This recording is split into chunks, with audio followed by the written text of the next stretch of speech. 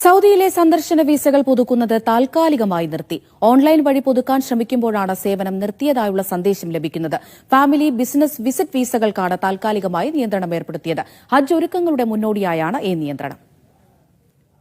Saudi Arabia family, business, visit വിസകൾ പുതുക്കുന്നത് താൽക്കാലികമായി നിർത്തിയതായി പാസ്പോർട്ട് വിഭാഗം അറിയിച്ചു. ആഭ്യന്തര മന്ത്രാലയത്തിന്റെ അബ്ഷിർ പ്ലാറ്റ്ഫോം വഴി വിസ പുതുക്കാൻ ശ്രമിച്ചവർക്കാണ് സേവനം താൽക്കാലികമായി നിർത്തിയതായുള്ള സന്ദേശം ലഭിക്കുന്നത്. സേവനത്തിന് അതാത് ഏരിയയിലെ ജവാസാത്ത് ഓഫീസുമായി നേരിട്ട് ബന്ധപ്പെടാനാണ് ആവശ്യപ്പെടുന്നത്. ഹജ്ജിന്റെ മുന്നോടിയായുള്ള നിയന്ത്രണങ്ങളുടെ ഭാഗമായാണ് പുതിയ നടപടിയെന്നാണ് കരുതുന്നത്. Multiple entry, single entry family വിസകൾ, ബിസിനസ് വിസകൾ എന്നിവയ്ക്ക് നിയന്ത്രണം ബാധകമാണ്.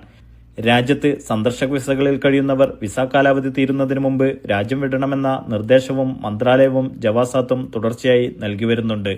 വിസ കാലാവധി കഴിഞ്ഞും രാജ്യത്ത് തങ്ങുന്നവർക്ക് 500,000 റിയാൽ വരെ പിഴയും 6 മാസം വരെ തടവ് ശിക്ഷയും ലഭിക്കും. ഒടുവിൽ നാടുകടത്തലിനും വിധേയമാക്കപ്പെടും. നൌഷാദ് ഇരിക്കൂർ, മീഡിയ 1.